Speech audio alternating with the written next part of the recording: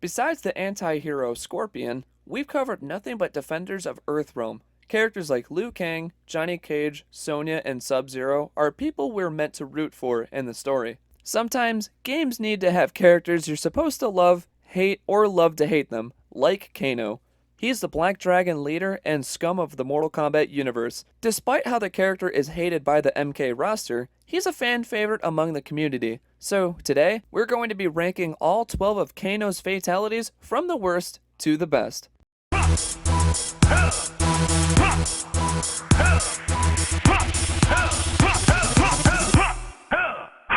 Fight!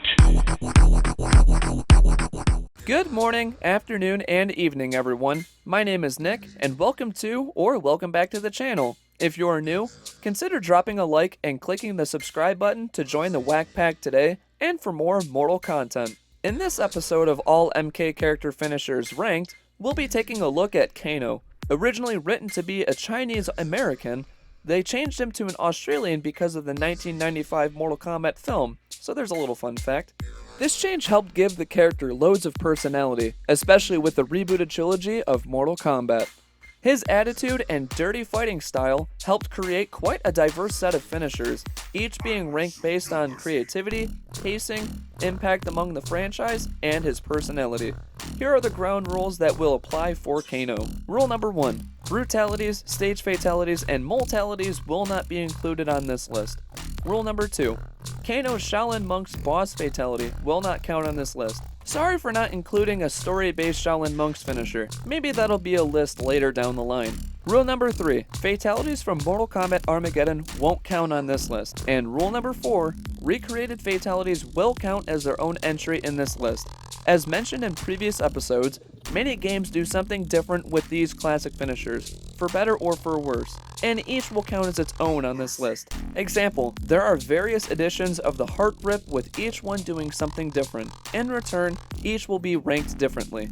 With the rules established, get your shady mechanical implants, grab your butterfly knives, and cook up some blood sausage as we rank all 12 of Kano's fatalities across all Mortal Kombat games.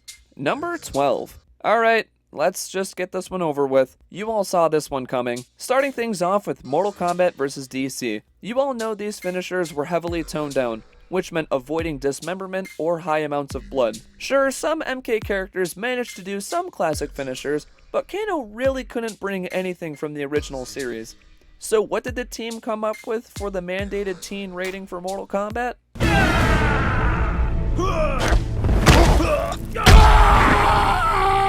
Kano wins. Fatality. Oh dear, this one just hurts to watch. If you've been playing Mortal Kombat since the beginning, you can tell this is the biggest downgrade of the quality of fatalities. From a character who's known for ripping hearts and skeletons out of his opponents, to then jumping on the opponent, this is just a sad change. The jump doesn't even fit the character in any way, so I'm not sure why they couldn't just try something else. With the extremely awful downgrade to the finisher not matching Kano's character at all, makes this the absolute worst fatality of not only Kano's finishers, but of the entire series. Number 11. Staying on focus with Mortal Kombat vs. DC. If you were expecting the next fatality to be leagues better after Kano just drops in on the opponent, well, I hate to break it to you, they don't get much better.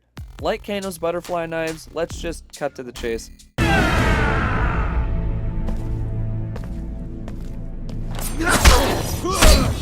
Kano wins. Fatality. Although this one is better than the flip stomp, it's still not good. The only positive I can state is that he at least uses his knives to kill the opponent. That's it. Besides that, the lack of blood and the odd pacing really makes this one not feel special whatsoever. It also doesn't help that Kitana and the Joker have a similar finisher to this one with more personality, and both of those get right to the point. Overall, this is another poor finisher in this misfire of a game. Number 10. Time to jump to a recent title with Mortal Kombat X. With this game taking a massive leap in quality with the fatalities, where they now focus on damage to specific organs and characters implementing more creativity with their powers, what did Kano have to bring to the table for this 10th installment in the franchise?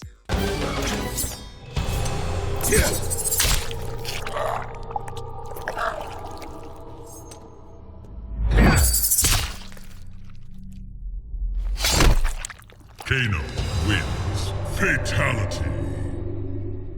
By the Elder Gods, are you kidding me? You decide to do an unrated version of the MK vs DC finisher? With all of the variations the team brought to the game, you would have expected Kano to use some grapples or explosives for this one, but the butterfly knives again is just underwhelming. Besides the longer pacing and the knives digging deeper once they fall are two new additions. There's nothing new added to make this feel special or impactful. I'm sorry, two changes just won't cut it for me. Alright, so we've covered some of the worst finishers in the entire series, in my opinion. Unfortunately, he doesn't have too many standout finishers, so I'm sorry if many of these entries will come off as more negative or nitpicky. With that said, let's input back forward low kick and keep rolling. Number 9. Jumping into the first PlayStation 2 era MK game with Deadly Alliance. So far, all of these finishers have been ranked pretty low in this series. The reasons they ranked so low either come from either not fitting the character, lingering a bit too long, and other odd pacing issues.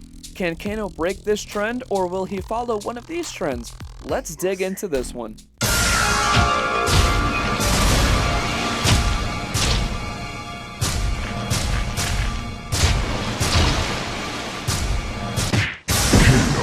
Wins. Fatality. Yep, this one shares some problems with the other legacy characters. It's nice the team decided to have Kano go for the classic heart rip, but add on top of it. However, this one lingers too long and seems like it's trying too hard to one-up itself by ripping more organs out. Also, the kick at the end doesn't feel like it has impact.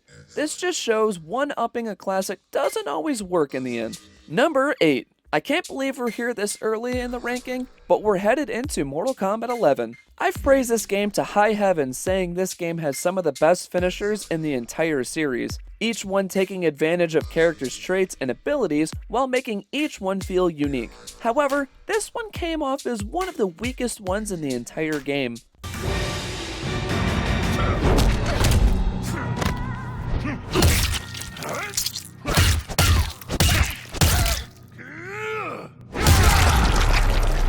Fatality. Kano wins. For a game with some of the best finishers, this one came off as very underwhelming. For positives, I think the strand of skin sticking to Kano's face was a nice touch, but this one feels like anyone else could have done this fatality. The first few people that came to mind are Baraka, Jax, and even Geras. I really would have liked to see Kano use his laser eye after a couple of headbutts to explode the head. I think that would have been awesome. In the end, this one feels like a big missed opportunity. Number 7. Time to jump back into the campiness territory with Ultimate Mortal Kombat 3. We've stated beforehand that MK3 went for a funnier take with some of these fatalities. The team decided to ante up one of Kano's classic fatalities and take it to the extreme.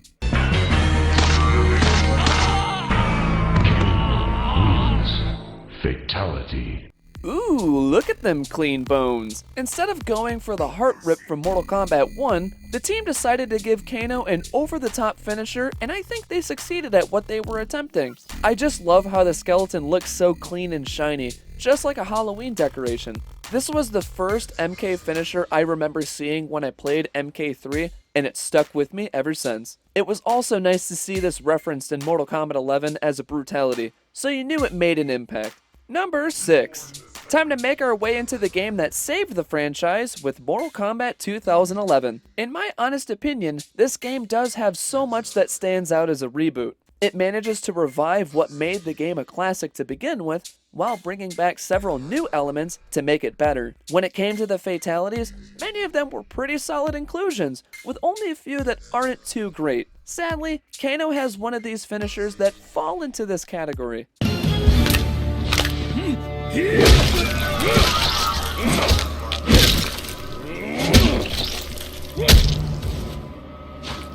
Kano wins. Flawless victory.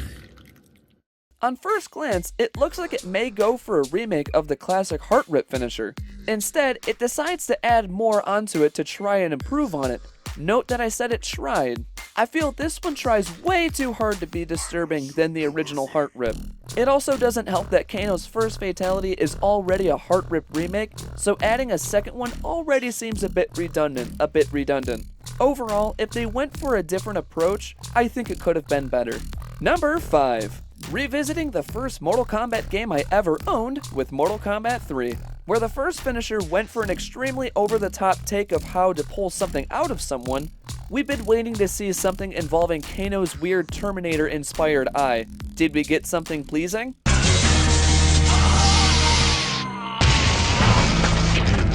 Wins. Fatality. Now this one is just an absolute blast. For the time, this one was just another creative way to have the opponent explode. Revisiting this one in 2021, it's a pretty nice finisher. For a while, we really didn't get to see Kano use much of his laser eye, outside of MK Deadly Alliance as a special move. During the new NRS era, we've seen him use it more in special moves and for intros, which is an amazing call. I just hope we see more finishers take advantage of his lasers in the future. I guess I can just end this entry with laser beam!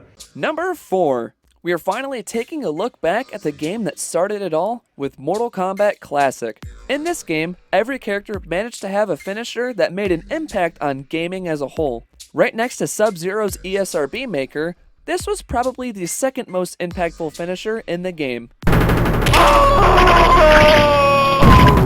Kano wins. Fatality.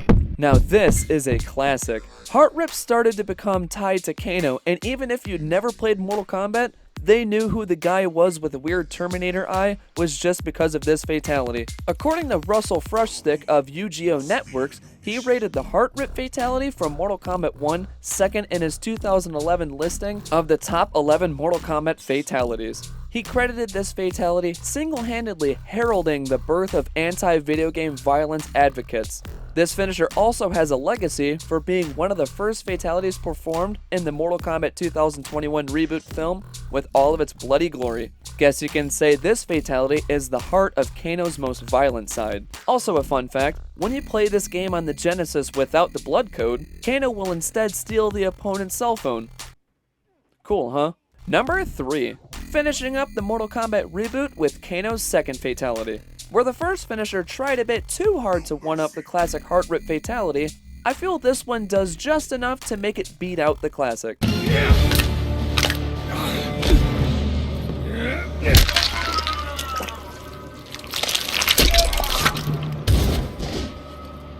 Kano wins. Flawless victory. Now this is how you revive a classic. Where the first one tried too much, this one just made the right improvements and additions to make it stronger than the original. I think having the opponent be forced to look at their heart is amazing. Look at it! Look at it! Look at it! Then turning the heart into a fruit gusher is another great touch to this adaptation of the fatality. Overall, this is a great way to bring back a classic without going too far with the modern additions. Number 2. Moving into our silver medal with the most recent title, Mortal Kombat 11. This game did an amazing job injecting personality with every intro, special move, combos, and, well, damn near everything. With Kano being a big fan of Heineken beer and having a fun time while killing the opponent, it was nice to see a fatality with so much personality.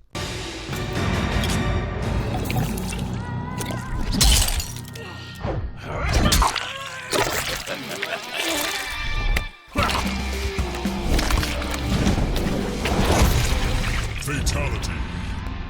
Kano wins. This one's just a bloody good time. Though it doesn't include many of Kano's elements, like his laser eye or butterfly knives, this still feels like a Kano fatality, unlike the headbutting one. The use of the electric guitar dance music with the corpse having blood fly out of the bottle is absolutely hilarious. Now that makes me wonder if this would be his act if he ever attempted to be on Dancing with the Stars Black Dragon Edition. This one just shows how creative the team can get when it comes to producing these fatalities, so I'll have a drink to that. Number 1. Entering the second round of Mortal Kombat X with our top spot. I mentioned earlier the first fatality was one of the worst ones in the whole game. Kano's next one was a major improvement. So let's cut right in and I'll explain why.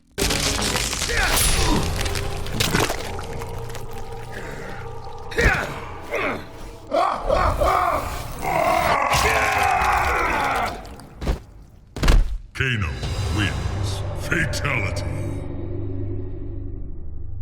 Where the last finisher didn't do much to showcase Kano's personality, this one uses all of the key elements Kano is known for. His butterfly knife being used to eviscerate the opponent, grappling the opponent, highlighting his fighting style, and ending it all by "I'm firing my leg on!" into the opponent's head. This highlights the core violence and gore Mortal Kombat is known for, while using all of Kano's elements in his arsenal. These aspects are what make this the #1 Kano fatality of all time. So there you have my ranking of all 12 Kano's fatalities across all Mortal Kombat games. Which is your favorite Kano finisher, and which is your least favorite? Let me know in the comments down below, and I'll surely get back to you. Remember that this is just my opinion, so let's not have any issues in the comment section down below. My ranking is my ranking, and your ranking is your ranking, and I can respect your rankings, so let's just remember that. Also remember to like the video and share it with your other friends who love Mortal Kombat. Don't forget to subscribe, and stay tuned for the next episode as I cover the Thunder God, Raiden. As always, thank you all very much for tuning into this video. My name is Nick, and have an amazing day.